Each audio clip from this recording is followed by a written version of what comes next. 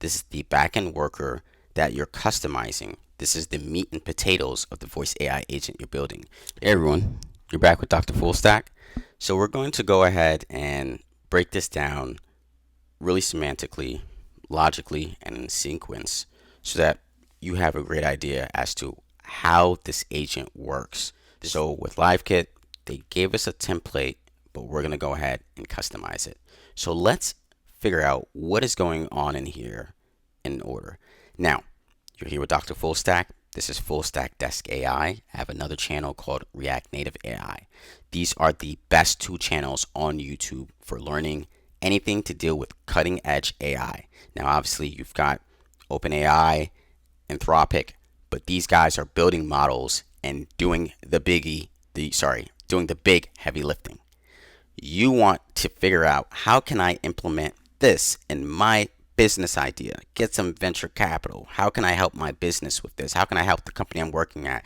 I need to go and research the nitty gritty applicable details and not just play around with the latest model that was released. How can I build this into a workflow? How can I provide value directly to the customer? That's why you're watching these videos, and that's what I'm here to teach you. Now, join my Discord if you haven't done so. It's absolutely free, and I'm building one of the largest tech communities focused specifically on AI, and not just, cool, this is the latest thing that released. How can I apply this in a business sense and go earn money and provide value to the customer?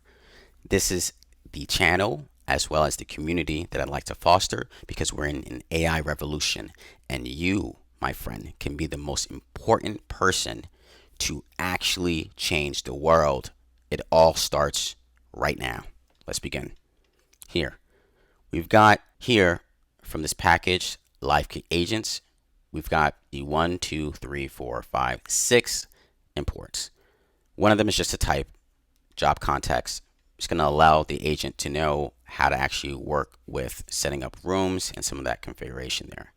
Worker options, CLI, define agent is probably the most important one here.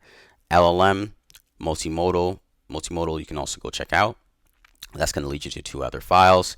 Here they're just instantiating their OpenAI example from their plugin, and we've got a .env environment. By the way, you don't have to use OpenAI with LiveKit. It's open to other models. You just have to do a little bit of customization on your end. Over here, we've got the path to our .env environment. Now, this normally says .env.local. I changed it to .env because that's what I named my .env environment. Over here, we've got the most important part of this file. We've got this export default function here, and the interesting thing about it is, again, this was imported, right? So now we're exporting this function, but we're doing so by actually providing it all the parameters it needs so that the worker is ready to begin working.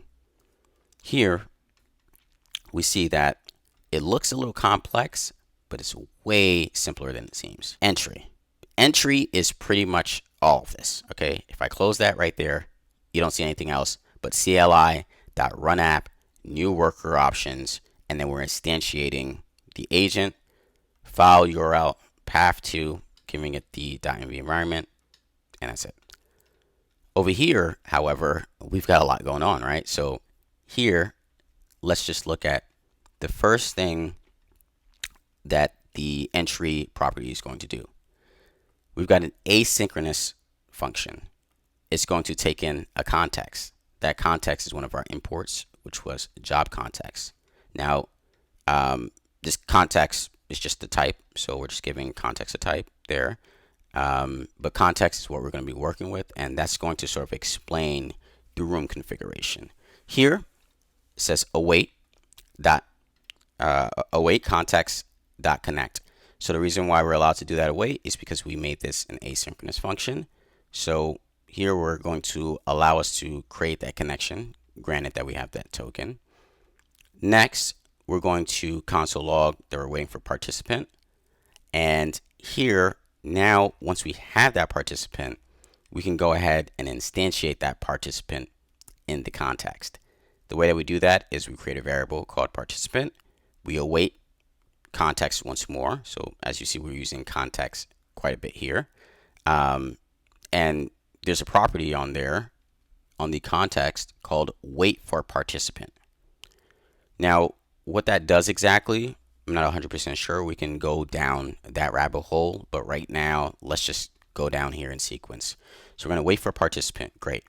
Now it says console.log starting assistant example agent 4, and it's going to console.log the participant's name. Here we have the model. Now the model is probably my most favorite part, but this is where you're actually getting a chance to customize the agent that you want to have speaking with your customers. So this is as easy as creating a variable called model, and then we're going to instantiate the OpenAI package that we imported from LiveKit, which was over here.